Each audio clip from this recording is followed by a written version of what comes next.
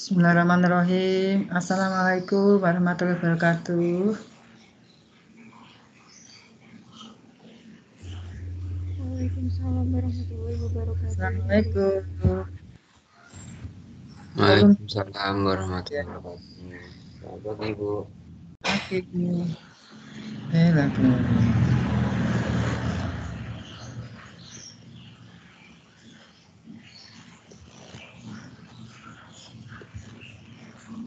Sudah 91, volumenya sudah besar.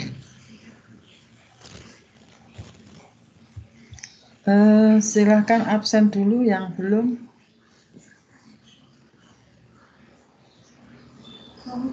Lagi, Bu.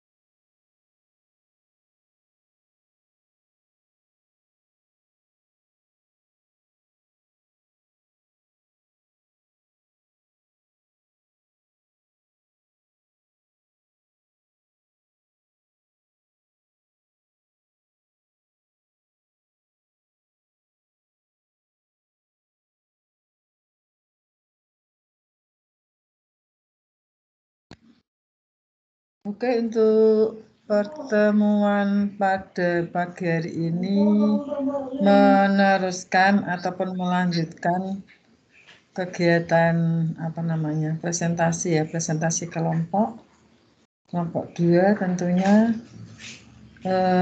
Kemudian yang lainnya kami harapkan untuk bisa memberikan masukannya ataupun apapun ya di situ. Ini kesempatan kalian untuk mengumpulkan nilai, jadi mohon untuk bisa diperhatikan. Kita belajar bersama di sini,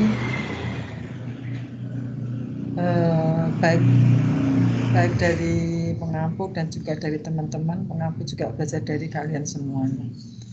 Oke, sudah siap kelompok 2?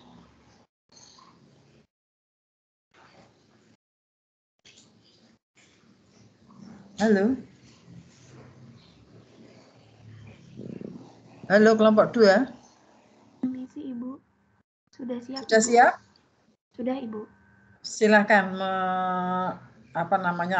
layarnya saya berikan ke kalian untuk mempersiapkan. Baik, Ibu. Izin untuk share screen ya, Ibu. Boleh, silakan.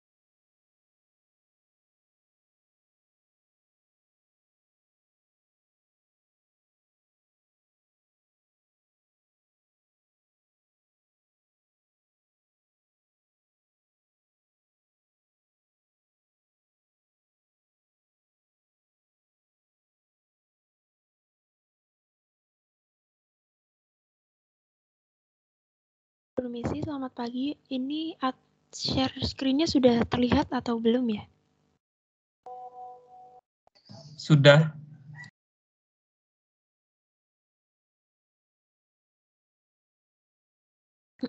Oke, baik.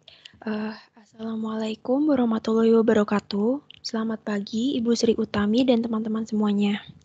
Kami dari kelompok 2 akan mempresentasikan hasil tugas kami untuk mata kuliah biokonservasi yang berjudul Rehabilitasi Satwa Kurungan, Pengelolaan Ekosistem oleh Lembaga Konservasi. Sebelumnya, izinkan saya memperkenalkan anggota kelompok 2, dimulai dari Naila Rizkia Salsabila, Tri Oktavianti, Imtinan Rana, Dinsa Brilian Yolandita, Astrina Oktarina, Aisyah Syahraini Bahrain, dan Rida Aprilianti.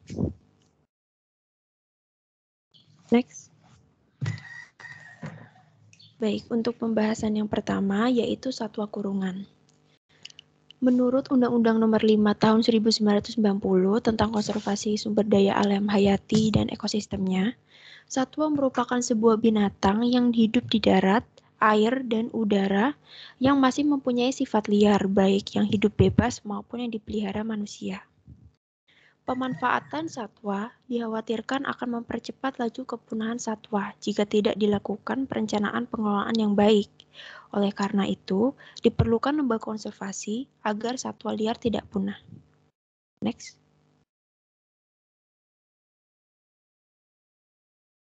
Lembaga konservasi.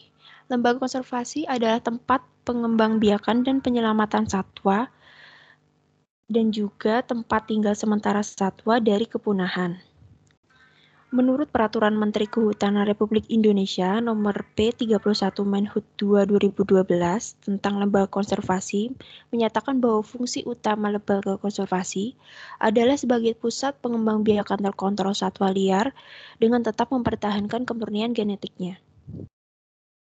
Next. Berikutnya ada rehabilitasi satwa.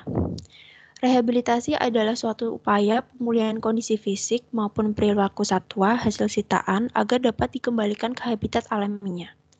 Dalam program rehabilitasi, satwa ditempatkan di dalam kandang dengan pengayaan lingkungan semirip mungkin dengan habitat alam agar satwa termotivasi untuk berperilaku alami.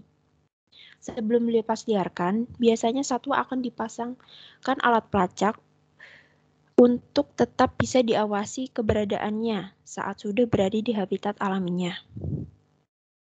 Next. Rehabilitasi satwa kurungan di Indonesia dibagi menjadi dua, yaitu ada rehabilitasi in situ dan rehabilitasi ex situ. Rehabilitasi in situ adalah rehabilitasi yang dilakukan di dalam habitat aslinya. Untuk rehabilitasi ex situ adalah rehabilitasi yang dilakukan di luar habitat aslinya. Next. Untuk selanjutnya akan dilanjutkan oleh teman saya, Naila. Baik, terima kasih Rara atas kesempatannya. Untuk selanjutnya ada jenis lembaga konservasi. Menurut Peraturan Menteri Lingkungan Hidup dan Kehutanan Nomor P22 Tahun 2019 tentang Lembaga Konservasi Pasal 7 Ayat 1-3 yang mengelompokkan lembaga konservasi menjadi dua, yakni lembaga konservasi khusus dan umum. Untuk lembaga konservasi khusus sendiri adalah lembaga konservasi yang berfungsi sebagai sarana penelitian, penitipan sementara,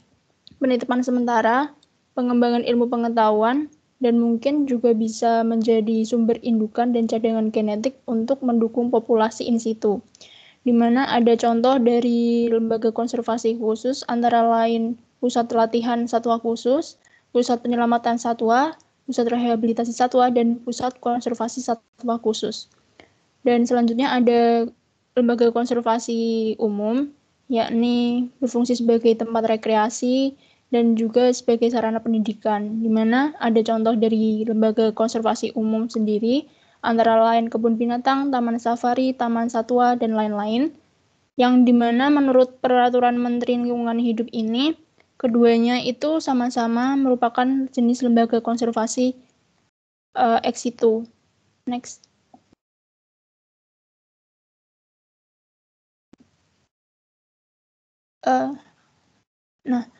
Selanjutnya ada pusat rehabilitasi satwa, di mana menurut Peraturan Menteri Lingkungan Hidup dan Kehutanan Nomor P22 Tahun 2019 tentang Lembaga Konservasi Pasal 1 Ayat 16, pusat rehabilitasi satwa didefinisikan sebagai tempat untuk melakukan proses rehabilitasi, adaptasi satwa, dan pelepasliaran satwa ke habitat alaminya. Next.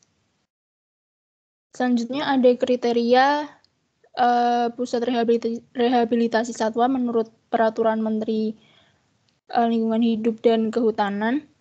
Yakni yang pertama ada jenis koleksi terdiri dari satwa tertentu yang dilindungi.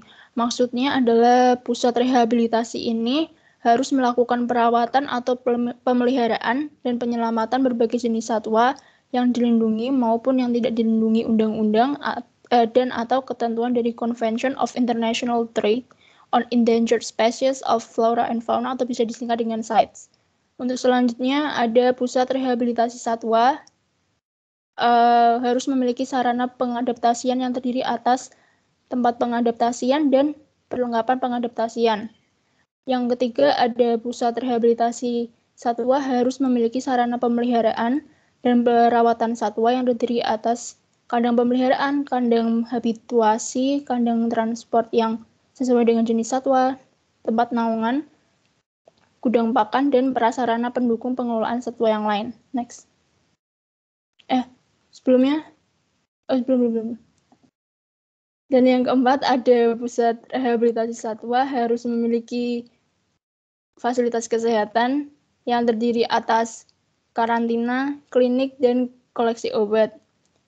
Lalu yang kelima ada pusat rehabilitasi satwa harus memiliki tenaga kerja permanen sesuai bidang keahliannya yang terdiri atas dokter hewan, tenaga paramedis, perawat satwa atau animal keeper yang terdiri atas ahli biologi atau ahli konservasi. Yang keempat, yang selanjutnya ada tenaga keamanan atau satuan pengamanan yang terdiri dari polisi hutan yang istilahnya diterjunkan dari Balai Konservasi Sumber Daya Alam atau Taman Nasional dari sekitar pusat rehabilitasi satwa tersebut. Lalu ada masyarakat di sekitar pusat rehabilitasi, terus ada peneliti dan ada lembaga swadaya masyarakat di sekitar pusat rehabilitasi satwa tersebut. Lalu ada tenaga administrasi.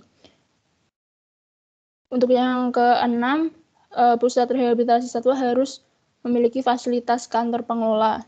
Dan yang terakhir adalah pusat rehabilitasi satwa harus memiliki fasilitas pengelolaan limbah. Next.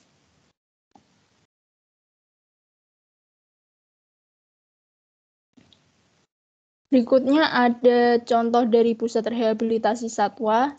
Yang pertama ada pusat rehabilitasi satwa Masihulang, di mana tempat ini terdapat di Pulau Seram, tepatnya di Desa Masihulang yang tidak jauh dari kawasan hutan Manusela. Mungkin lebih tepatnya berada di pinggiran hutan yang berbatasan langsung dengan Taman Nasional Manusela. Untuk fokus hewan yang menjadi konservasi dan rehabilitasi di pusat rehabilitasi ini adalah dari kelompok aves seperti kakatua, nuri, bahkan burung yang sangat langka seperti mambruk dan kasuari. Next. Selanjutnya ada pusat rehabilitasi primata Jawa dari Yayasan Aspinal. Nah, pusat rehabilitasi ini dibangun pada kawasan Perum Perhutani Unit 3, Kecamatan Ciwidey, Kabupaten Bandung. Nah, hewan primata di sini yang menjadi fokus untuk direhabilitasi adalah dari surili, Presbytis comata, yang merupakan kera asli dari Pasundan, dan ada lutung Jawa, Trachytechus auratus, dan owa Jawa atau Hylobates molo. Next. Selanjutnya ada pusat rehabilitasi satwa Tumbling Wildlife Nature Conservation yang merupakan bagian dari Taman Nasional Bukit Barisan Selatan dan dibentuk atas kerjasama badan pemerintah dan Yayasan Peduli Lingkungan. Letaknya mungkin lebih ke arah ujung selatan Pulau Sumatera. Nah, di Tumbling Wildlife Nature Conservation ini mendirikan program pusat rehabilitasi harimau Sumatera atau Rescue Center sebagai upaya mereka untuk menaruh perhatian penuh terhadap satwa liar yang berada di ambang kepunahan, terutama harimau Sumatera. Nah, untuk sejauh ini sampai tahun 2020, Rescue Center TWNC ini telah merehabilitasi 13 harimau dan 7 diantaranya sudah dilepas liarkan kembali ke alam. Next.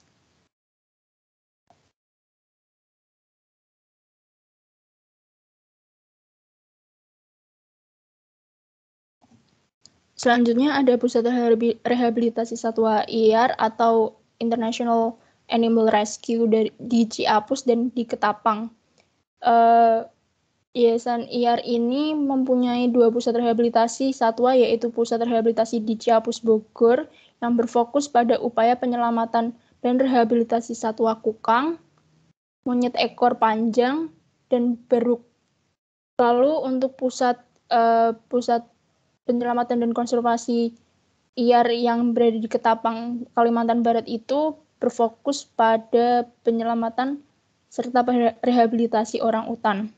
Untuk sejauh ini sampai tahun 2020, Pusat Rehabilitasi Satwa IAR di Ciapus telah berhasil mengkonservasi sekitar 6.700 lebih kukang, diantaranya 3.500 lebih kukang telah diselamatkan, 3.000 lebih kukang telah dilepas liarkan, dan 200 lebih kukang masih dalam perawatan. Lalu untuk Pusat Rehabilitasi Satwa IAR Ketapang telah berhasil mengkonservasi serta menyelamatkan lebih dari 460 orang utan, diantaranya 240 lebih orang utan telah diselamatkan, 130 lebih orang utan telah dilepas liarkan, dan 90 lebih orang utan masih dalam perawatan. Next. Untuk selanjutnya akan dibahas oleh teman saya. Baik, selanjutnya yaitu mengenai studi kasus rehabilitasi satwa kurungan.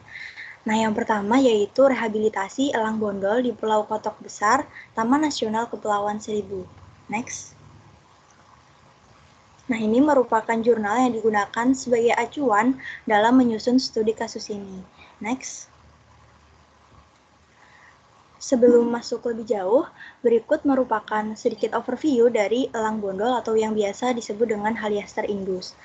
Elang bondol merupakan jenis burung pemangsa dengan wilayah penyebaran yang luas. Spesies ini dapat ditemukan di berbagai negara seperti Sri Lanka, India, negara-negara di Asia Tenggara, Cina, dan Australia. Nah, di Indonesia sendiri, penyebaran elang bondol dapat dijumpai di Kalimantan, Sumatera, Maluku, Papua, Sulawesi, dan Nusa Tenggara. Secara global, diperkirakan populasinya sekitar 100.000 individu. Akan tetapi, di Asia Tenggara, populasinya terus mengalami penurunan. Penurunan populasi elang bondol ini disebabkan oleh penurunan kualitas dan kuantitas habitat, berkurangnya mangsa, perburuan, dan penggunaan pestisida. Status konservasi elang bondol menurut IUCN yaitu Least Concern atau resiko rendah, sedangkan CITES mengkategorikannya dalam Appendix 2, yang berarti elang bondol termasuk spesies yang tidak terancam kepunahan, tetapi mungkin terancam punah bila perdagangan terus berlanjut tanpa adanya pengaturan. Next. Kemudian yaitu urgensi rehabilitasi dan pelepas liaran elang bondol. Populasi elang bondol yang kecil akan berdampak terhadap ekosistem karena sebagai predator puncak, ia berperan penting dalam dinamika ekologi dan merupakan indikator kesehatan lingkungan. Upaya pelestarian elang bondol dapat dilakukan dengan cara pemulihan populasi melalui rehabilitasi atau penangkaran dan pelepas liaran. Salah satu contoh program penyelamatan dan rehabilitasi elang bondol berlokasi di Pulau Kotok Besar terselenggara atas kerjasama antara Balai Taman Nasional Kepulauan Seribu, Balai Konservasi Sumber Daya Alam DKI Jakarta, dan Jakarta Animal Aid Network. Elang bondol yang direhabilitasi berasal dari penyerahan masyarakat serta pemindahan dari pusat penyelamatan satwa di wilayah Jakarta, Jawa Barat, dan sekitarnya. Perawatan terhadap elang bondol dilakukan di pusat rehabilitasi.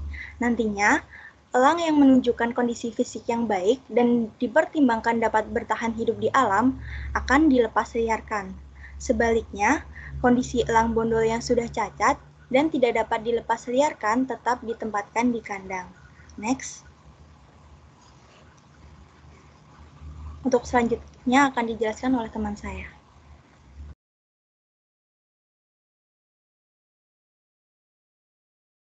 Baik, selanjutnya memasuki ke manajemen, penyiapan, dan pelepasliaran elang bondol, di mana yang pertama meliputi fasilitas dan pengelola di Pulau Koto Besar sebagai pusat rehabilitasi elang bondol.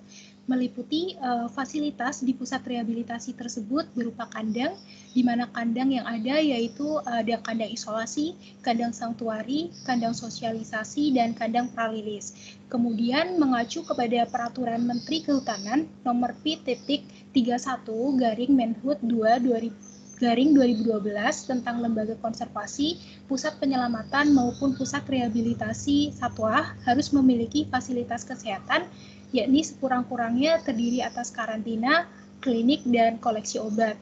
Nah, berdasarkan peraturan tersebut, maka pada pusat rehabilitasi elang bondol di Pulau Koto Besar ini perlu penambahan klinik. Kemudian untuk pengelolaan pada pusat rehabilitasi tersebut terdapat 3 tenaga kerja yang semuanya merupakan animal keeper atau perawat elang. Kemudian mengacu pada peraturan yang sama tentang lembaga konservasi, pusat penyelamatan, dan pusat rehabilitasi satwa harus memiliki tenaga kerja permanen sesuai bidang keahliannya, sekurang-kurangnya terdiri atas dokter hewan, tenaga paramedis, perawat satwa atau animal keeper, tenaga keamanan dan administrasi. Maka pada jurnal tersebut dijelaskan dan mengacu pada peraturan tersebut bahwa perlu penambahan tenaga paramedis, keamanan, dan juga administrasi. Next. Nah, kemudian untuk manajemen yang kedua berupa populasi elang bondol yang berada di pusat rehabilitasi di Pulau Koto Besar, di mana elang bondol yang ada di pusat rehabilitasi tersebut merupakan hasil dari penyerahan masyarakat, sitaan maupun pemindahan dari Pusat Penyelamatan Satwa atau PPS di wilayah Jakarta, Jawa Barat, dan sekitarnya. Nah, kemudian pada umumnya elang bondol yang berada di pusat rehabilitasi tersebut mengalami perubahan perilaku dan juga kondisi fisik yang tidak sempurna sehingga banyak yang tidak layak untuk dilepas liarkan. Kemudian populasi elang bondol berdasarkan jurnal tersebut yakni pada tahun 2017 berjumlah 23 ekor di mana kondisinya sebagian besar dinyatakan tidak layak untuk dilepas liarkan sehingga ditempatkan di kandang sanktuari, di mana kandang sanktuari ini diperuntukkan bagi elang bondol yang tidak dapat dilepas liarkan, sedangkan kandang sosialisasi dikhususkan bagi elang bondol yang dapat dilepas liarkan. Nah, kemudian berdasarkan tabel tersebut dapat diketahui juga bahwa jumlah elang bondol di kandang sanktuari ini ternyata jauh lebih besar dibandingkan dengan yang berada di kandang sosialisasi. Hal itu menunjukkan bahwa peluang untuk dilepas liarkan jauh lebih kecil dibandingkan dengan jumlah yang direhabilitasi, yaitu 30,43%. Next. Nah, kemudian manajemen yang ketiga berupa manajemen kandang, di mana keberadaan kandang di pusat rehabilitasi merupakan salah satu faktor pendukung dari keberhasilan rehabilitasi, yaitu sebagai sarana untuk melatih kemampuan elang bondol hingga kemudian layak untuk dilepas liarkan. Nah, di mana kandang yang berada di pusat rehabilitasi tersebut menurut fungsinya dibagi menjadi 4 bagian, yakni kandang isolasi, sanktuari, sosialisasi, dan kandang prarilis. Kemudian, kandang rehabilitasi yang berada di pusat rehabilitasi Pulau Koto Besar memiliki fungsi untuk pemeliharaan dan perawatan elang berdasarkan jenis kandangnya. Nah, dari tabel tersebut dapat diketahui bahwa kandang rehabilitasi elang bondol sudah memenuhi kriteria sebagai kandang rehabilitasi raptor, baik dari segi ukuran, tahapan kandang, maupun penggunaan material, di mana pada pusat rehabilitasi tersebut dijelaskan dalam jurnal bahwa material yang digunakan menggunakan bahan yang kuat, aman, dan nyaman sehingga tidak membahayakan elang yang direhabilitasi, yaitu jaring plastik, bambu, dan pipa galvanis. Di mana hal ini didukung oleh standar Forward Life Rehabilitation in Western Australia, di mana terdapat 3 tahapan kandang rehabilitasi bagi raptor, yaitu kandang perawatan intensif, kandang aklimatisasi, dan juga kandang prarilis. Next. Nah, kemudian memasuki ke perawatan kandang, di mana kebersihan kandang ini sangat berkaitan dengan kesehatan satwa sehingga perlu dilakukan perawatan kandang, yakni mencakup pembersihan kandang dan penggantian material kandang yang telah rusak. Nah, pembersihan untuk semua kandang pada pusat rehabilitasi tersebut dilakukan selama 2 hari sekali. Kegiatan pembersihan kandang dilakukan pada malam hari saat elang sedang tidur. Pembersihan kandang dilakukan dengan menyapu lantai kandang dari kotoran, daun, dan sampah lainnya, serta membersihkan kolam ikan dan mengganti air. Nah, kegiatan pembersihan dilakukan pada malam hari dengan tujuan agar elang itu tidak terbiasa bertemu dengan manusia. Nah, kemudian gambar di bawah ini merupakan salah satu contoh kandang, yakni kandang prarilis. Next.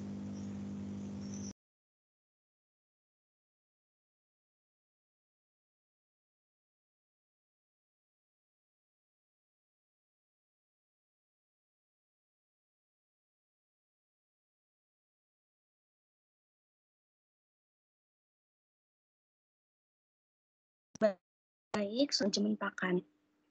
Pengelolaan pakan untuk setiap jenis kandang rehabilitasi elang bondol ini diperlakukan sama, di mana jadwal pemberian pakan dilakukan secara teratur antara pukul 4.30 pagi sampai dengan 5 sore. Hal ini bertujuan agar elang tidak melihat saat keeper memberikan makan. Hal tersebut dilakukan untuk menghindari kebiasaan elang berinteraksi dengan manusia, karena apabila terbiasa berinteraksi dengan manusia, elang akan sulit memulihkan perilaku alaminya. Kemudian, berdasarkan dari tabel tersebut juga dapat diketahui bahwa pemberian pakan berupa ikan hidup ini dilakukan 1 kali sehari selama 2 hari dan sehari berikutnya tidak diberikan makan. Hal tersebut bertujuan agar elang terbiasa makan tidak berlebihan sehingga saat dilepas liarkan mampu bertahan hidup. Ikan yang diberikan kepada setiap individu ini merupakan 4 ekor dengan berat antara 30 sampai dengan 110 gram sesuai dengan kebutuhan harian elang bondol. Next. Kemudian selanjutnya adalah manajemen kesehatan, di mana pemeriksaan pada elang bondol ini meliputi pemeriksaan fisik umum, endoparasit, ektoparasit, dan darah. Pengelola melakukan upaya pencegahan penyakit pada elang bondol dengan mengecek kesehatan secara rutin, menimbang berat badan, juga membersihkan kandang sekaligus memberikan vitamin dan obat-obatan. Di mana pemberian obat-obatan dan vitamin ini secara rutin sebagai usaha untuk menjaga kondisi kesehatan burung elang di pusat rehabilitasi. Dan juga usaha pencegahan penyakit ini dilakukan dengan mencegah berkembang biaknya organisme yang merugikan. Penyakit yang sering dijumpai pada elang bondol di pusat rehabilitasi adalah penyakit cacing, jamur, infeksi bakteri, dan bumblefoot. Cacing yang menginfeksi elang dapat menyebabkan tubuhnya menjadi lemah dan terjadi penurunan berat badan. Oleh karena itu, perlakuan terhadap elang bondol yang sakit dilakukan dengan cara memisahkan dari elang lainnya dan ditempatkan di kandang isolasi. Kemudian diberi perawatan hingga elang tersebut sembuh. Apabila kesehatan elang telah membaik, maka burung elang bisa dipindahkan ke kandang sebelumnya, dan juga sebaliknya apabila penyakit pada burung elang semakin parah dan tidak dapat ditangani di pusat rehabilitasi, maka elang akan dibawa ke Jakarta untuk mendapatkan perawatan yang lebih lanjut. Next. Manajemen selanjutnya adalah manajemen perlakuan terhadap elang bondol, di mana prinsip rehabilitasi ini adalah membatasi kontak dengan manusia yang bertujuan agar elang bondol mampu hidup mandiri setelah dilepas liarkan dan mengurangi tingkat stres selama masa rehabilitasi. Terdapat beberapa perlakuan yang diterapkan oleh pengelola untuk memulihkan sifat alami elang bondol agar mampu dilepas liarkan, yaitu seperti meningkatkan kemampuan berburu, terbang, dan pembatasan interaksi dengan manusia, seperti yang dijabarkan pada tabel berikut. Ya, next.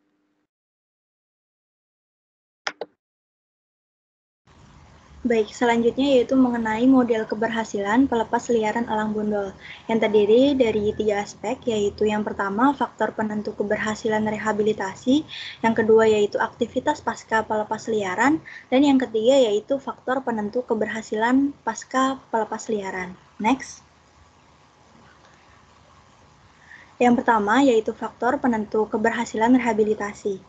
Nah, pemeriksaan kondisi fisik dilakukan untuk mempertimbangkan kemampuan satwa membangun populasi mandiri di habitat pelepas liaran.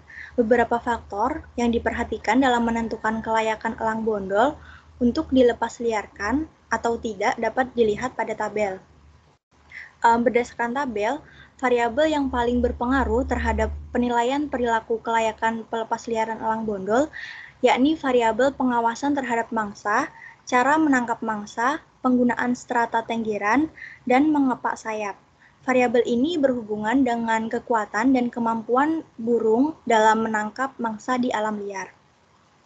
Komponen kedua yaitu akurasi tangkapan dan perilaku bertengger.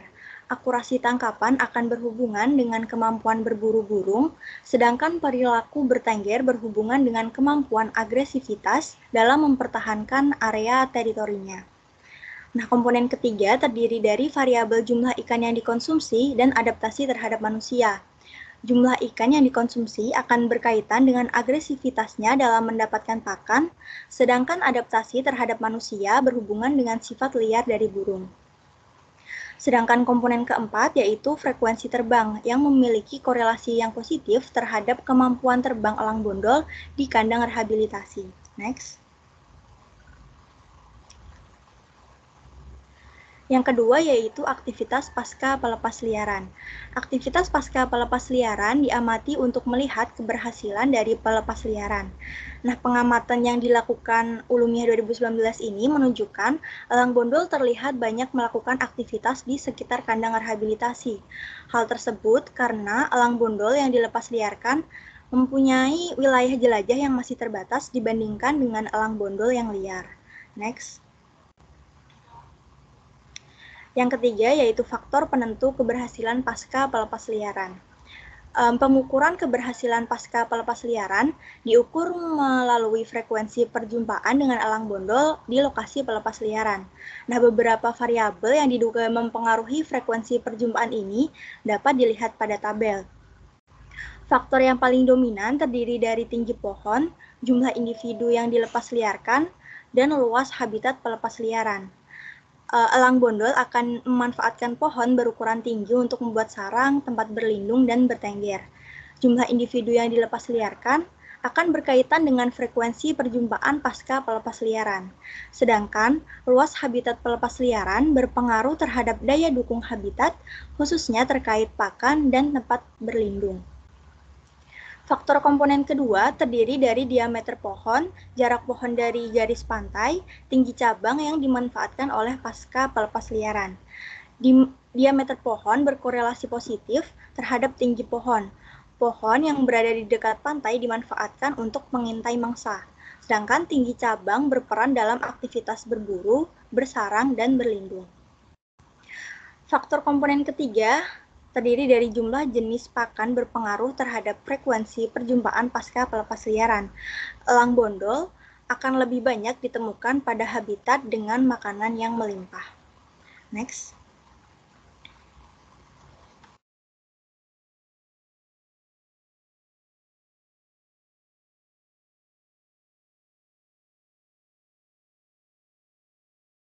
Baik, selanjutnya yaitu studi kasus yang kedua mengenai harimau Sumatera.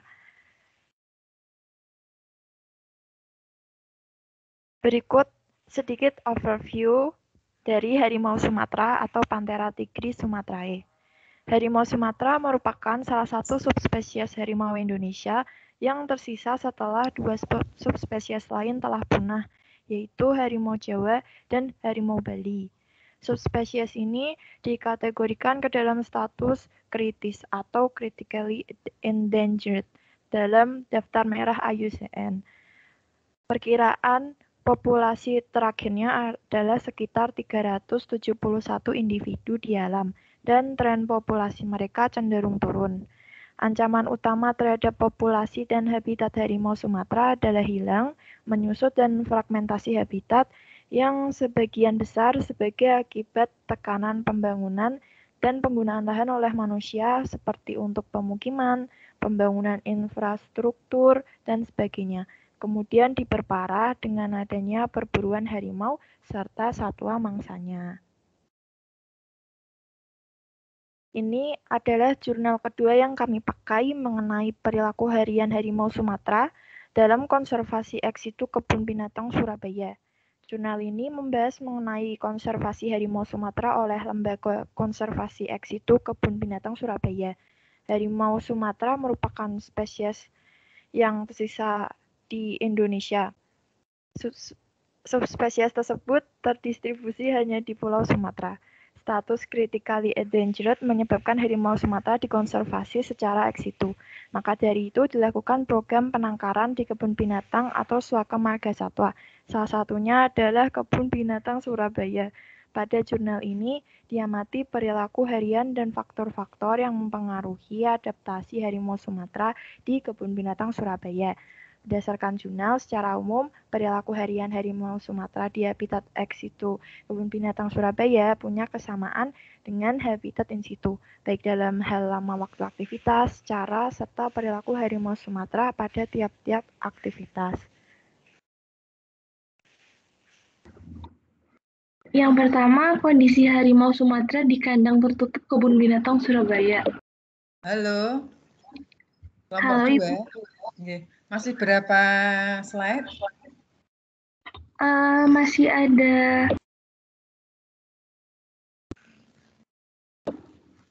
sekitar 15 slide, Ibu. Diringkas bisa enggak? Supaya bisa, ada waktu untuk diskusi. Ini kan sudah lama ya, sudah cukup lama loh ini, sudah setengah jam, hampir 1 jam ya. Diringkas Mbak, bagus sebetulnya, tapi nanti waktunya habis. Ya? Oh iya, baik Ibu. Yang penting-penting aja ya. Oh iya, baik Bu. Oke, silakan. Dilanjutkan. Kondisi harimau Sumatera di kandang tertutup Kebun Binatang Surabaya. Yang pertama, data individunya. Berikut ini dapat dilihat data individu terkait spesies yang ada di Kebun Binatang Surabaya. Next. Yang kedua, data kandang. Kandang di Kebun Binatang Surabaya ini ada kandang utama dan kandang dalam. Kandang utama ini panjangnya 9 x 8 meter untuk pameran terhadap pengunjung, dan kandang nahok atau kandang dalam ini 2,5 x 2,5 meter yang berfungsi sebagai tempat untuk harimau tidur. Next. Nah, perilaku harian harimau Sumatera ini dipantau menggunakan metode vokal animal sampling. Perilaku harian yang diamati meliputi perilaku makan, istirahat, dan sosial. Next.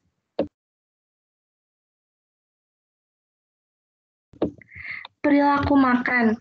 Di KBS ini, tiap individunya itu diberi makan yang sama, sehingga perilaku makan antara Nancy, Ringo, Nina, dan Nani tidak terlalu berbeda jauh.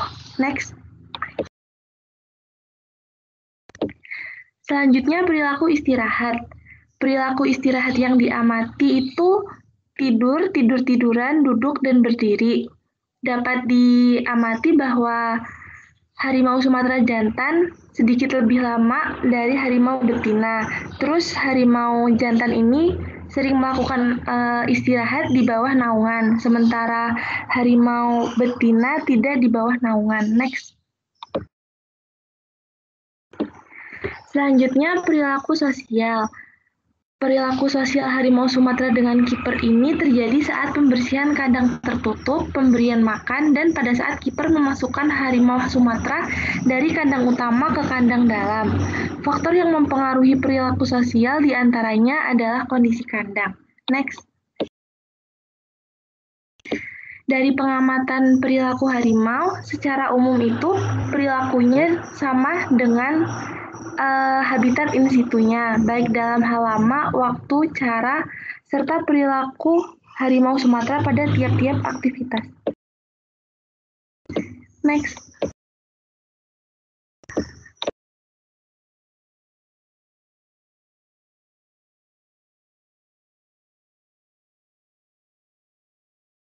Berikut adalah rehabilitasi dari harimau Sumatera.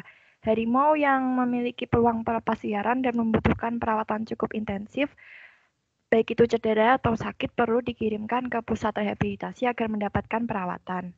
Rehabilitasi diperlukan untuk memastikan bahwa harimau memangsa secara mandiri dengan kandang rehabilitasi yang cukup luas.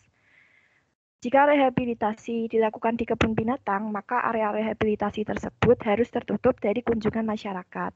Pemberian pakan juga harus disesuaikan dengan pakan alaminya dan menghindari daging dari hewan domestik seperti sapi, kambing, dan ayam. Mekanisme pelepasliaran harimau Sumatera terbagi menjadi tiga langkah, yaitu yang pertama scoring kelayakan pelepasliaran, yang kedua recovery, rehabilitasi, dan persiapan lokasi, dan yang ketiga monitoring pasca pelepasliaran. Salah satu kasus pelepasliaran harimau Sumatera di Indonesia yaitu pelepasliaran harimau Sumatera yang bernama Agam dan Pangeran yang berasal dari Aceh dilepasliarkan di kawasan Taman Nasional Bukit Barisan Selatan di Lampung. Berikut adalah dokumentasi dari pelepasliarannya. Berikut adalah referensi yang kami pakai dalam membuat PPT ini. Selanjutnya akan saya kembalikan ke moderator. Baik, sekian presentasi dari kelompok kami.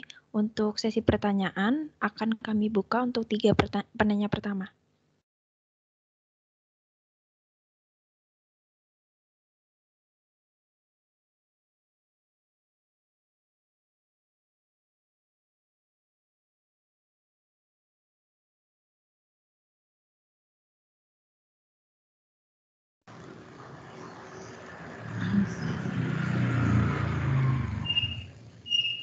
Tolong dicatat pertanyaannya ya Mbak, pertanyaan sama yang bertanya ya Mbak. Baik Ibu. Ini kok rano cowok ya kelompok ini ya? Cewek semua ya? Iya Ibu, cewek semua Ibu. Waduh.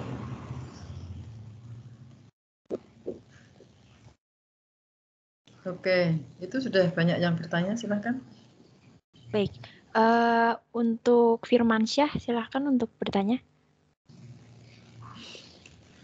Terima kasih atas kesempatan yang telah diberikan. Syah Firmansyah izin bertanya. Tadi disebutkan bahwa hewan yang dilepas liarkan itu biasanya dipasangi oleh suatu alat detektor, sehingga dapat diawasi pasca pelepasan. Nah, apakah sewaktu-waktu alat tersebut akan diambil kembali atau dibiarkan saja? Lalu, biasanya berapa lama pengawasan pasca pelepas liaran itu dilakukan? Apakah terdapat syarat atau kondisi khusus seekor hewan benar-benar diliarkan tanpa dipantau lagi? Terima kasih. Baik, terima kasih Firman atas pertanyaannya. Yang kedua untuk Mahatma Narendra, dipersilakan. Terima kasih atas kesempatannya. Perkenalkan, nama saya Rendra. Saya izin bertanya. Bagaimana cara mencegah satwa yang dilepas liarkan kembali itu kembali ke rumah warga gitu. Soalnya kan di tempat saya itu beberapa kali ada kasus hewan yang dilepas liarkan seperti harimau Sumatera itu bertemu dengan mengunjungi rumah warga dan akhirnya terjadi bentrokan. Kira-kira seperti itu. Baik, terima kasih Rendra untuk pertanyaannya. Untuk yang ketiga ada Aprilia Ayu, dipersilakan.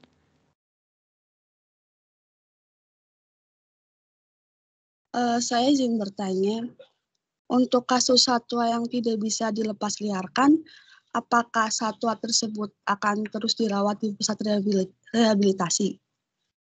Atau masih ada kemungkinan bisa dilepas liarkan setelah perawatan selesai? Soalnya kalau terus di pusat rehabilitasi, bukannya akan mengganggu perilaku alamnya. Terima kasih.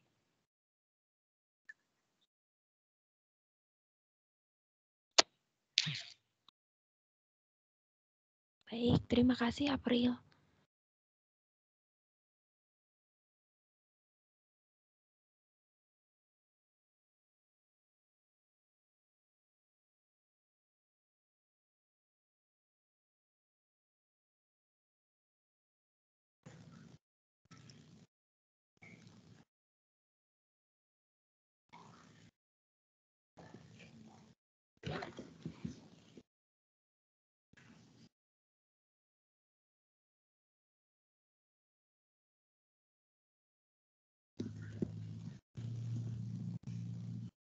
Halo, izin masuk. Saya Rida akan coba bantu menjawab pertanyaan dari April. Tadi untuk pertanyaannya yaitu untuk kasus satwa yang tidak dapat dilepas liarkan, apakah terus akan ditempatkan di pusat rehabilitasi atau tidak? Nah, jadi memang beberapa satwa yang tidak dilepas liarkan itu karena adanya mungkin kecacatan dari fisik seperti pada elang bondol, yaitu kondisi sayapnya beberapa elang tersebut mungkin sudah rusak ataupun patah sehingga tidak dapat terbang jauh. Selain itu, beberapa elang hasil sitaan yang direhabilitasi memiliki kebiasaan yang berbeda karena lebih sering dirawat di rumah hingga tidak memiliki insting alami untuk bertahan hidup di alam liar. Jadi untuk kondisi-kondisi seperti itu, satwa akan tetap ditempatkan di pusat rehabilitasi dan dirawat di rehabilitasi karena adanya cacat tidak memungkinkan satwa untuk dilepas liarkan di alam bebas, nantinya tidak dapat berkompetisi dengan satwa yang lain. Jadi seperti itu. April, apakah sudah menjawab atau ada tanggapan?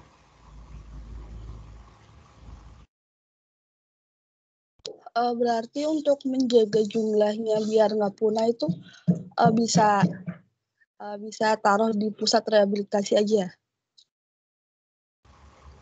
Iya, betul April. Ya, oke, makasih. Terima kasih kembali April atas pertanyaannya.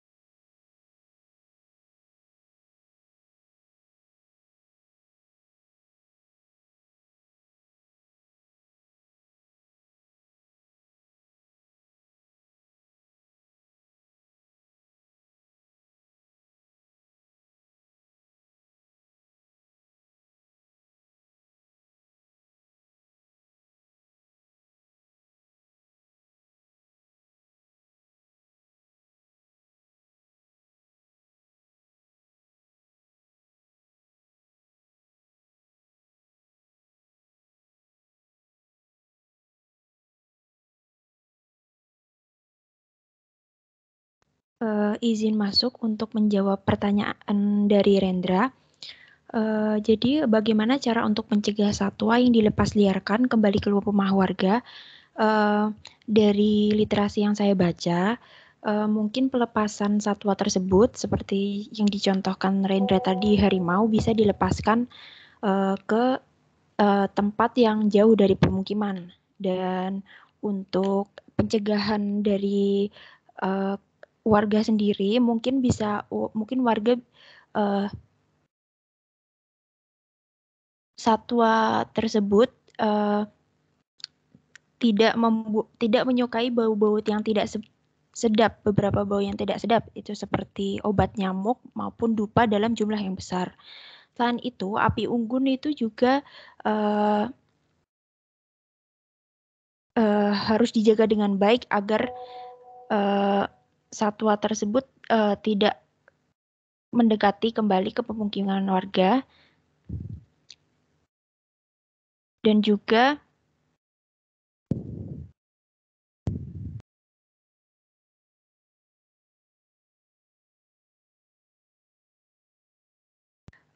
dipasangi mungkin ada beberapa kamera pengintai agar di beberapa titik desa agar kandang-kandang hewan ternak yang ada di pemukiman warga tidak diburu oleh harimau. Untuk Rendra, apakah sudah jelas atau bagaimana? Saya pikir sudah jelas. Terima kasih banyak. Baik.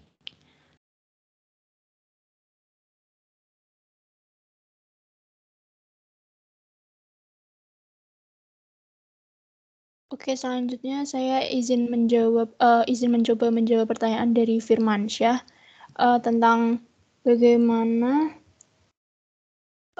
alat detektornya itu. Nah, saya mengambil kasus dari rehabilitasi burung di Masihulan itu. Untuk sebelum pelepas liaran, satwanya itu wajib dipasang pengenal memang dan nomor tertentu agar dapat dilacak. Nah, ada dua cara pemasangan tanda pada satwa tersebut. Yang pertama itu bisa secara permanen, yakni dengan memasangkan cincin atau microchip pada kakinya. Dan ada yang cara semi permanen sebagai dengan cara memberikan warna pada ekor atau memasangkan microchip pada ekornya. Nah, untuk berapa lama dan syarat-syarat tertentu hewan tersebut bisa dilepas liarkan dan dipantau atau tidaknya itu tergantung dari lingkungan dari satwa tersebut dan juga dari pihak pusat rehabilitasinya itu juga tiap minggunya melakukan kayak survei lokasi di keberadaan satwa tersebut dan juga mereka menyosialisasikan program pelepasan liaran tersebut kepada masyarakat sekitar dan juga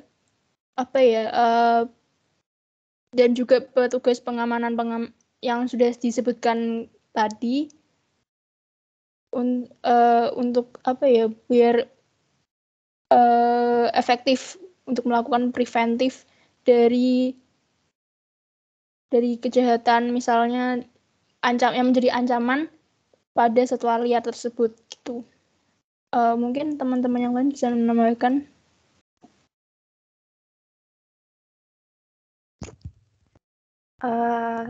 Saya izin menambahkan untuk berapa lama dipantau pasca pelepas liaran itu seperti kata Naila tadi, yaitu tergantung dari pusat rehabilitasinya.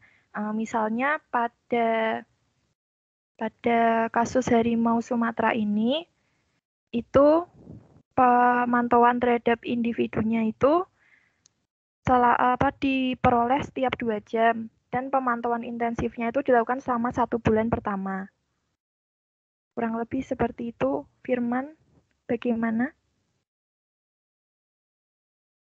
Terima kasih atas penjelasannya. Sudah sangat menjawab. Terima kasih. Sama-sama.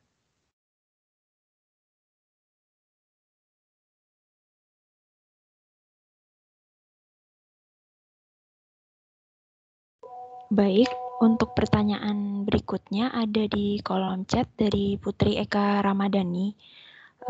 Sebelumnya saya minta maaf karena tidak dapat open mic. Saya Putri Eka Ramadhani izin bertanya kepada kelompok 2, kenapa kebun binatang atau taman nasional dapat digunakan sebagai tempat rehabilitasi?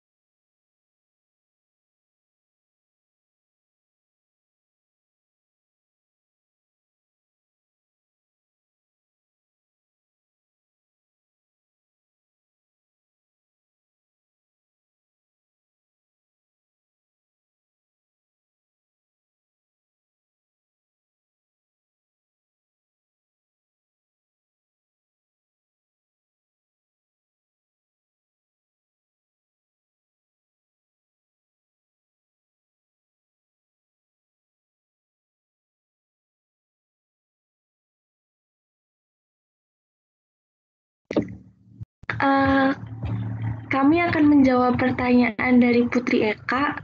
Sebelumnya kami izin meluruskan kalau di jurnal yang tadi kami bahas itu Kebun Binatang Surabaya merupakan tempat konservasi dari harimau Sumatera. Nah, menurut kami kalau kebun binatang itu tidak bisa maksimal digunakan sebagai tempat rehabilitasi karena pada dasarnya sudah ada pusat rehabilitasinya seperti itu. Jadi kebun binatang itu lebih fokus dalam usaha konservasi binatangnya. Seperti itu Putri Eka.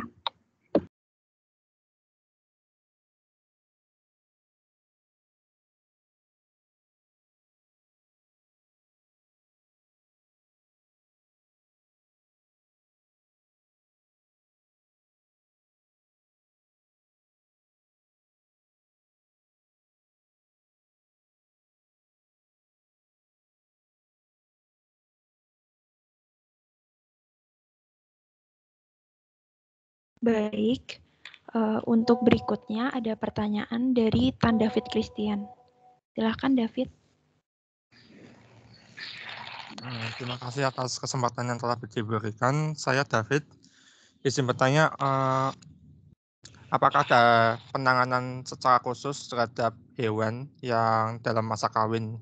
Misalkan rehabilitasinya 2 bulan hingga 3 bulan atau setahun, sedangkan seperti harimau Sumatera, dari jurnalnya saya baca itu harimau Sumatera melakukan perkawinan secara merata dalam 1 bulan tiap tahunnya. Nah, bagaimana cara penanganannya? Apakah ada penanganan khusus atau bagaimana ya? Terima kasih.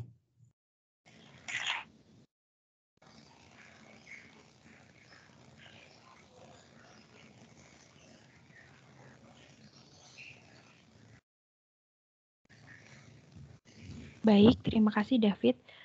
Mohon maaf sebelumnya Ibu, ini semua pertanyaannya Ibu, dijawab ya Ibu? Ya,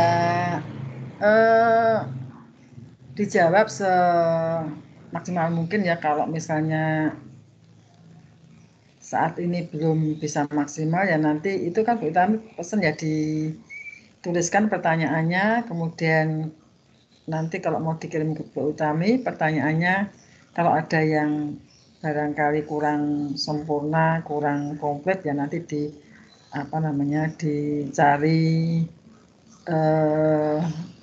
tambahannya, kemudian baru dikirimkan ke Bu Utami begitu ya. Jadi ya silakan dijawab sebisanya. Mungkin baik, ini Ibu. Terakhir ya, pertanyaan terakhir silakan.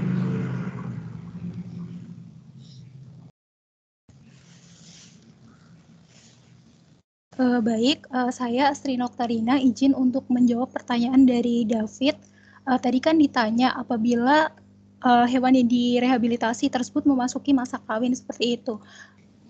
Pada pusat rehabilitasi sendiri sebetulnya bisa juga dilakukan pengembangbiakan dari hewan yang direhabilitasi sendiri untuk dari kasus yang sebelumnya dijelaskan, yaitu dari elang bondol, di mana pada jurnal tersebut menyebutkan bahwa elang bondol yang direhabilitasi itu sebagian besar termasuk di dalam usia dewasa, di mana hal ini mengindikasikan bahwa elang bondol yang ditangkap ini sebagian besar adalah induk dan usianya produktif dan siap untuk melakukan masa kawin seperti itu.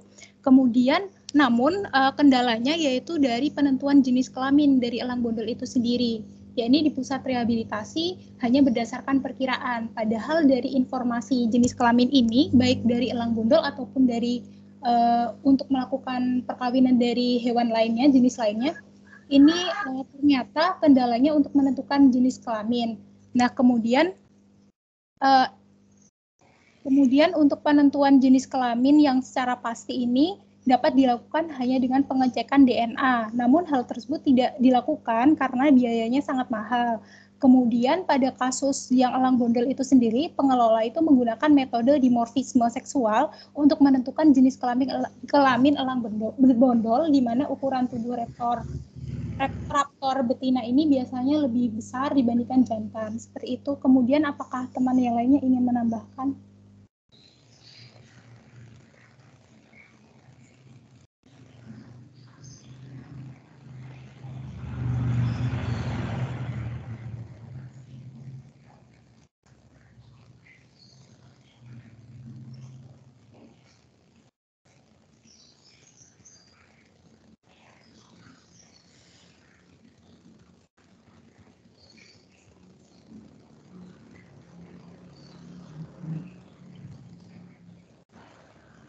Kurang lebih seperti itu, David. Apakah ada tanggapan lagi?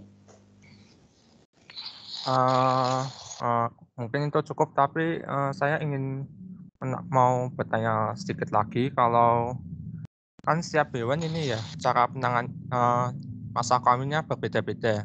Ada yang 2 bulan, ada yang 3 bulan. Nah, itu cara dari pusat rehabilitasinya manajemen itu atau cara mengetahui masa kawin dari hewan-hewan itu bagaimana ya?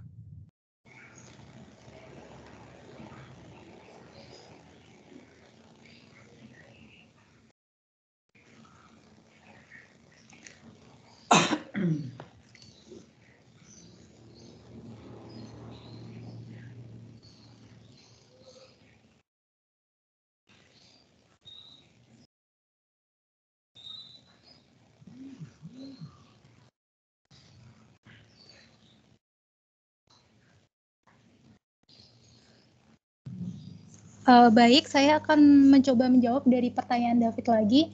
Untuk mengetahui masa kawin seperti itu untuk setiap hewan kan berbeda. Jadi untuk pusat rehabilitasi sendiri itu kan sudah ada tenaga kerja ya, di mana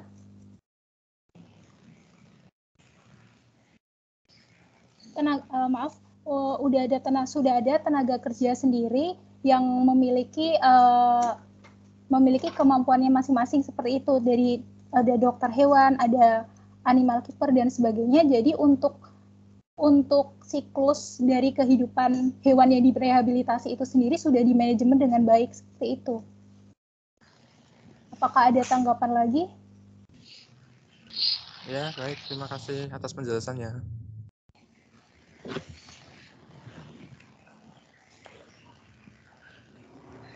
Baik, saya izin menambahkan untuk di kolom chat ada Putri Eka yang juga bertanya kembali, apakah untuk Taman Nasional itu sama seperti kebun binatang? Jadi secara umum Taman Nasional dan kebun binatang itu merupakan suatu bentuk untuk pelestarian hewan dan tumbuhan seperti itu. Hanya saja untuk Taman Nasional ini berfokus pada tumbuhan di mana dilakukan pada habitat aslinya, dan untuk kebun binatang ini dikhususkan untuk hewan yang dilakukan di luar habitat aslinya yang disamakan dengan bentuk asli habitatnya. Seperti itu, Eka.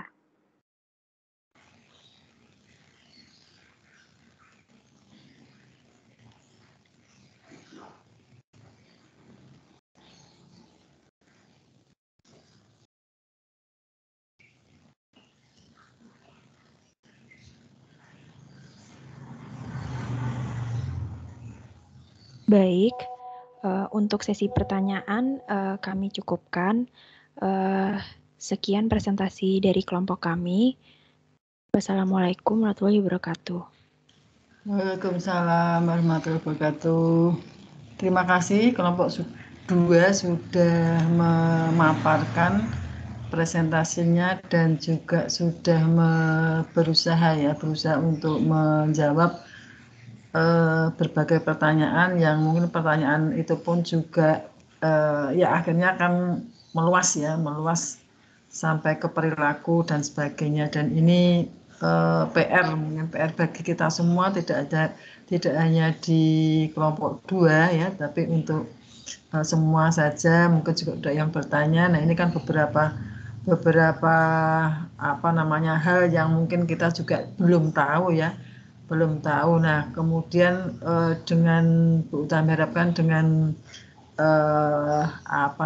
presentasi seperti ini kalian nanti bisa juga tertarik untuk meneliti, mengamati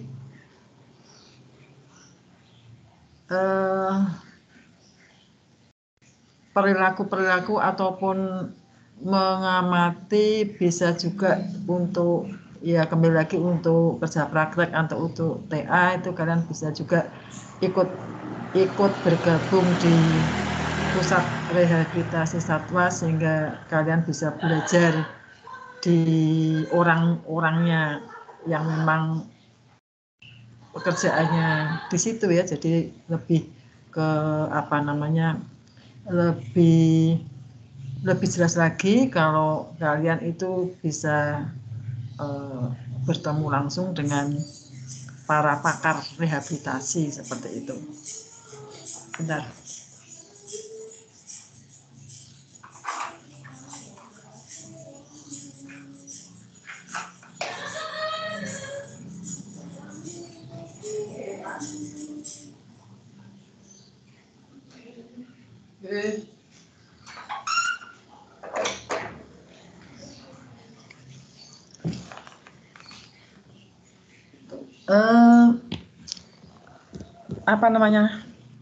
Kembali lagi untuk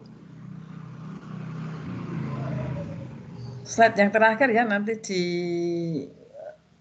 dituliskan tadi pertanyaan-pertanyaan bagus-bagus semua pertanyaannya, dan kalau jawabannya kurang lengkap nanti bisa dilengkapi. Nah, kemudian menambahkan ataupun juga meluruskan beberapa pertanyaan mungkin yang kurang pas ya. Yang terakhir saja tadi yang masih ingat pertanyaan dari siapa ya tadi ya, Putri. Apakah kebun binatang itu sama dengan taman nasional gitu ya tadi pertanyaannya? Itu berbeda.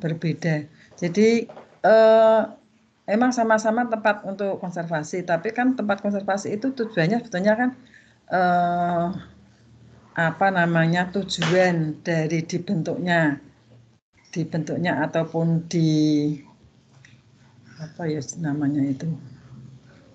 dibentuknya ataupun disediakannya tempat konservasi itu sebetulnya kan tujuannya berbeda-beda. Nanti tinggal dilihat ya kalau kebun binatang itu untuk apa. Jadi kebun binatang itu kan selain untuk konservasi juga dia untuk untuk wisata. Kemudian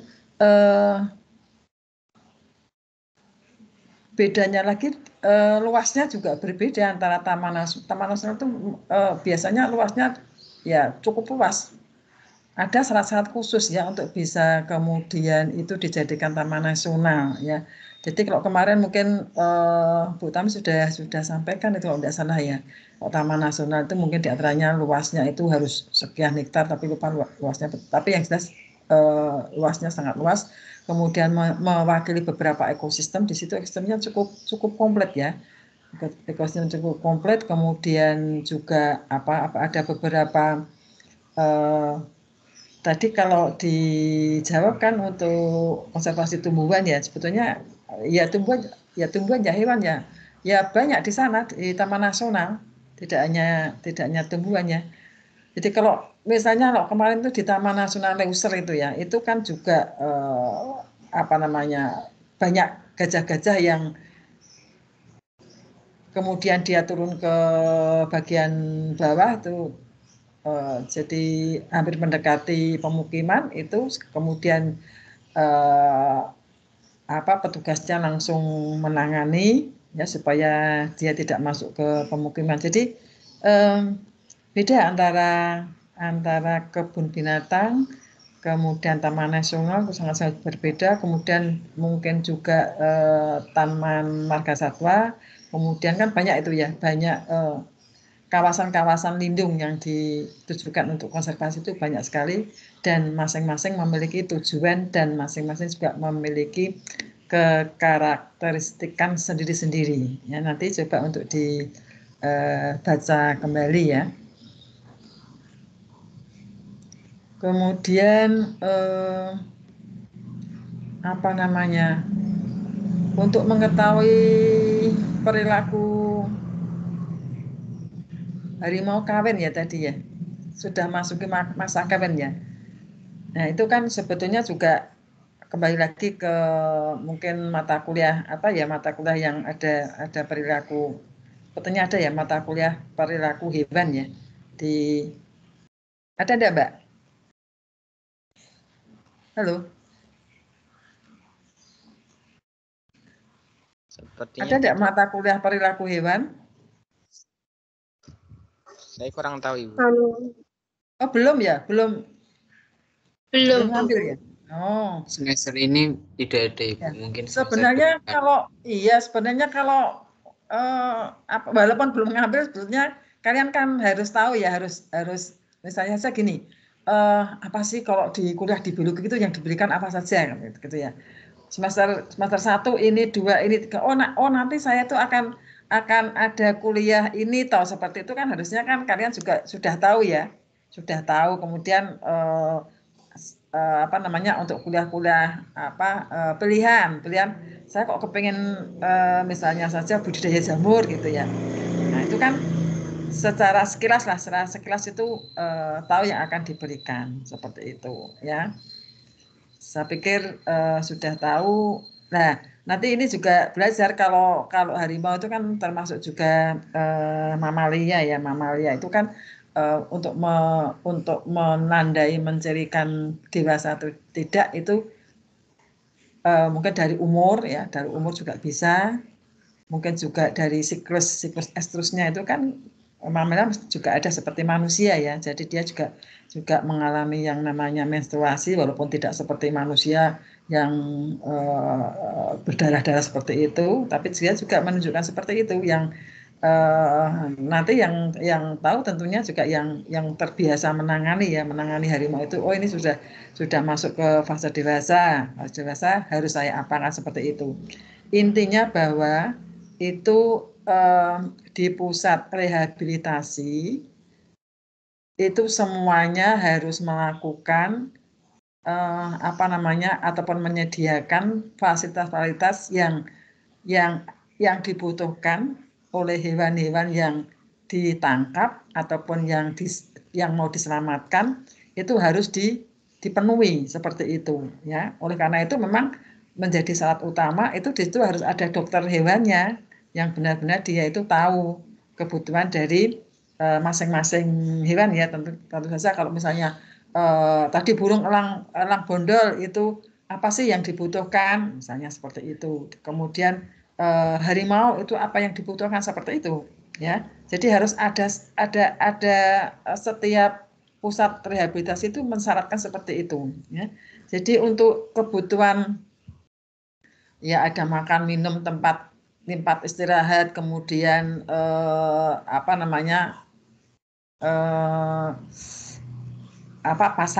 pasangan itu pun juga disediakan seperti itu. Jadi semua yang diperlukan di alam itu harus juga disediakan di pusat rehabilitasi ya. Jadi sehingga nanti kalau itu betul-betul dirawat tentunya sesuai di alam ya. Kita memang di pusat rehabilitasi itu memperlakukan supaya dia itu nantinya itu seperti membekali dia untuk bisa dilepas di alam itu harus seperti apa ya. Jadi bagaimana dia harus mencari makan sendiri, tidak kemudian dikasih terus itu enggak. Jadi kemudian sedikit-sedikit dia perlahan dia dilepas, apakah dia bisa mempertahankan diri terhadap terhadap mungkin predatornya dan segala macam itu sudah sedemikian dipersiapkan ya. Jadi masing-masing rehabilitasi itu sudah mempersiapkan segala sesuatunya. Jadi tidak ada hal-hal yang kemudian menjadikan hewan tersebut menjadi stres ya. Jadi sebetulnya memang tujuannya kan untuk menghindari juga stres ya. Stres itu apapun juga bisa, terutama juga dia harus kawin dan sebagainya, itu menjadi salah satu syarat dari memenuhi kebutuhan dari binatang-binatang tersebut ya. Nah, ini menurut Bu Tami juga cukup menarik. Silahkan ini dulu pernah ada mahasiswa memang yang kerja praktek di lembaga rehabilitasi itu. Jadi mereka banyak belajar dari orang-orang yang memang betul-betul langsung menangani hewan-hewan yang terluka ataupun yang harus diselamatkan seperti itu. Begitu, mungkin ada yang masih perlu ditambahkan?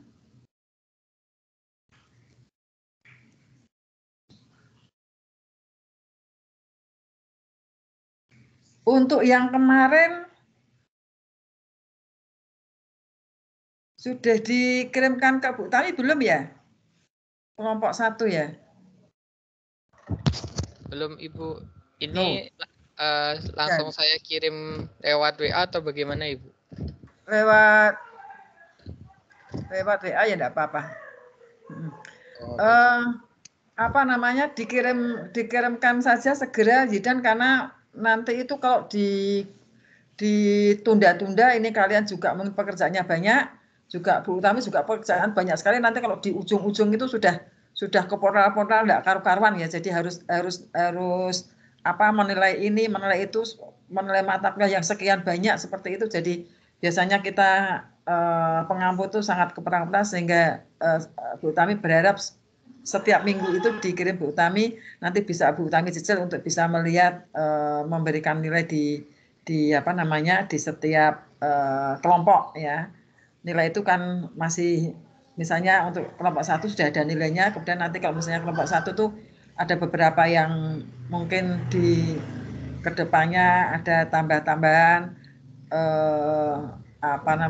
rajin berdiskusi, ngikuti diskusi, nanti ditambahkan seperti itu.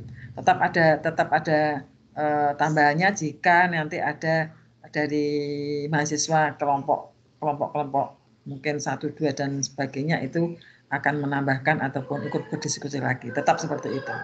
Begitu ya, Zidan? Baik Ibu, ini langsung saya kirim lewat WA. Yang ke kelompok 2 juga nanti ada beberapa hal tadi yang perlu ditambahkan. Jawabannya silakan ditambahkan, dikompliti. Masih ada 1 minggu untuk membuat ataupun melengkapi jawabannya, dan minggu depan sudah harus dikirimkan ke Bu Tami supaya semuanya itu kalau sesuai dengan jadwalnya ya, kita tidak di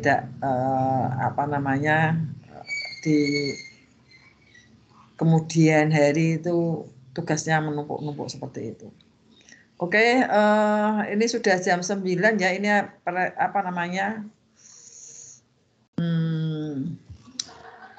materinya Bu Utami untuk hari ini belum bisa tersampaikan.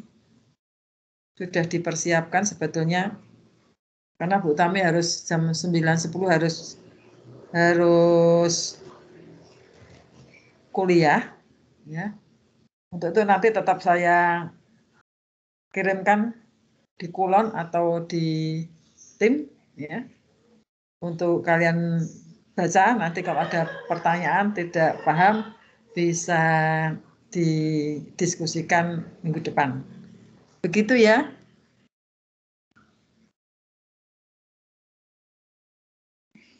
Halo. Baik, Ibu. Oke. Jadi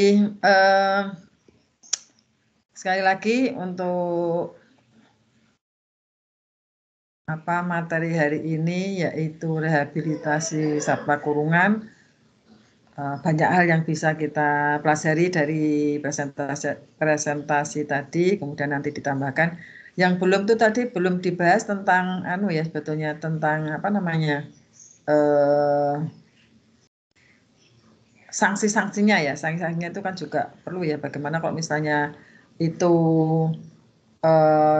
kita memperlakukan satwa dengan tidak baik, itu apakah ada sanksinya, kemudian apakah sanksinya itu sudah sesuai dengan apa yang kita lakukan, apa yang dilakukan, seperti kalau misalnya mungkin pernah Bu Utami sampaikan ya, memperlakukan monyet itu dengan sedemikian tidak manusiawinya, itu sebetulnya kan juga harusnya itu ada sanksi tersendiri supaya orang itu juga tidak begitu saja seenaknya memperlakukan hewan-hewan yang mestinya dia juga memiliki hak untuk hidup dengan baik ya, seperti itu.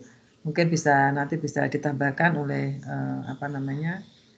kelompok 2 ya. Oke, terima kasih untuk yang sudah hadir di sini. Ini yang tidak ada cuma satu ya, tidak tahu siapa, belum Bu Tamisari. Kemudian untuk yang minggu depan silahkan kelompok 3 untuk mempersiapkan materinya.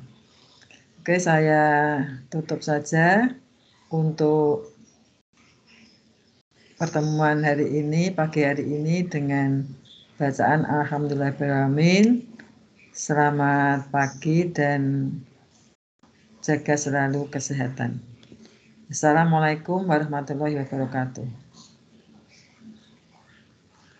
Waalaikumsalam warahmatullahi wabarakatuh. Terima kasih, Ibu. Waalaikumsalam warahmatullahi wabarakatuh. Terima kasih, Ibu. Ya, sama-sama Bu Utami pamit ya, ini mau segera ganti kelas.